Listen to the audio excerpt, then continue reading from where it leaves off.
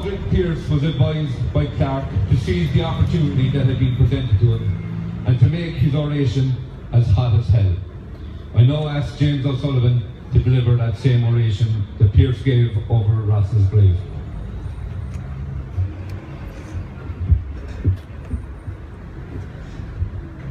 Avela, Iraq ormsa Lortinov, son of Will Crinaha, on Lahar Shaw, agus son of Will Bio de Clanavail. Eg Mulla on Leon, a Lagamor, a Grey on Shaw, agus a Grisu, Vanma Nagarad, a Ta Gobronach in Eeg. A Harda, no be a Bron Ena, a Ta in a Hassav, Eg on Uig Shaw. Ach, be weakest a going in our Griha, do year na Ross, a Croig, Adam Usul Arling, Yirmada, I Gonavan Rasa. Agus a hog, Ray Adado, on Sail Shaw. But Kalma on Farhu a Yirmid, is train a Dahu, Kach son Charta Dochine, is ni Biog Ollington, Agus ni Yenig Gael, Darud Ort, Gebrach na Breha. Ach, a Charda, no Biach Bron Oring, ach Biag Mishnach in our Griha, Agus Biag Nyart in our Gushla, or Queen Amish, nach mien ein Vas Aun.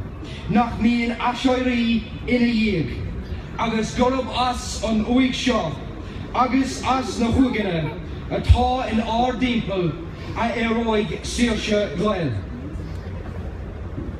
It has seemed right, before we turn away from this place, in which we have laid the mortal remains of O'Donovan Rossa, that one among us should, in the name of all, speak the praise of that valiant man, and endeavour to formulate the thought and the hope that are in us as we stand around his grave.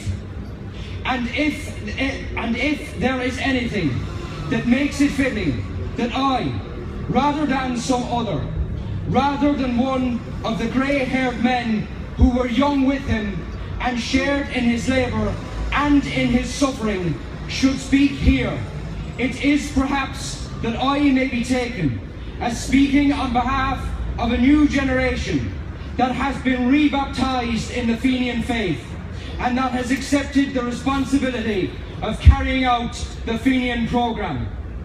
I propose to you then that, here by the grave of this unrepentant Fenian, we renew our baptismal vows, that here by the grave of this unconquered and unconquerable man, we ask of God, each one for himself, such unshakable purpose, such high and gallant courage, such unbreakable strength of soul as belonged to O'Donovan Rossa.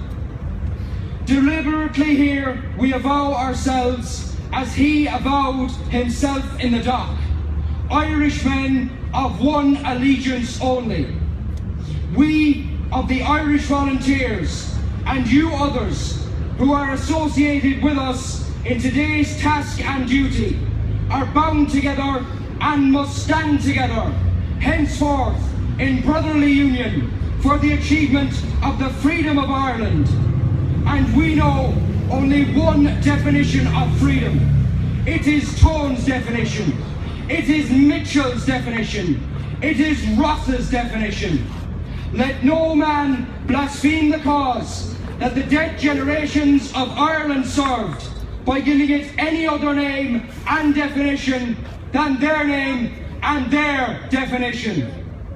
We stand at Ross's grave, not in sadness, but rather in exaltation of spirit, that it has been given to us to come thus into so close a communion with that brave and splendid Gael. Splendid and holy causes are served by men who are themselves splendid and holy. O'Donovan Rossa was splendid in the proud manhood of him, splendid in the heroic grace of him, splendid in the Gaelic strength and clarity and truth of him. And all that splendour and pride and strength was compatible with a humility and a simplicity of devotion to Ireland, to all that was olden and beautiful and Gaelic in Ireland. The holiness and simplicity of patriotism of a Michael O'Clery or of an Owen O'Growney.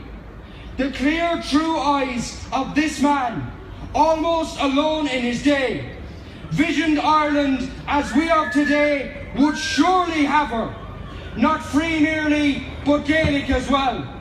Not Gaelic merely, but free as well. In a closer spiritual communion with him, now than ever before, or perhaps ever again, in a spiritual communion with those of his day, living and dead, who suffered with him in English prisons, in communion of spirit too, with our own dear comrades who suffer in English prisons today, and speaking on their behalf as well as our own, we pledge to Ireland our love, and we pledge to English rule in Ireland our hate. This is a place of peace, sacred to the dead, where men should speak with all charity and with all restraint. But I hold it a Christian thing, as O'Donovan Rossa held it, to hate evil, to hate untruth, to hate oppression, and hating them, to strive to overthrow them. Our foes are strong and wise and wary, but strong and wise and wary as they are, they cannot undo the miracles of God, who ripens in the hearts of young men the seed sown by the young men of a former generation, and the seed sown by the young men of 65 and 67 are coming to their miraculous ripening today. Rulers and defenders of realms had need to be wary if they would guard against such processes. Life springs from death, and from the graves of patriot men and women spring living nations. The defenders of this realm have worked well in secret and in the open. They think that they have pacified Ireland. They think that they have purchased half of us and intimidated the other half. They think that they have foreseen everything. Think that they have provided against everything. But the fools, they have left us our Fenian dead. And while Ireland holds these graves, Ireland unfree shall never be at peace.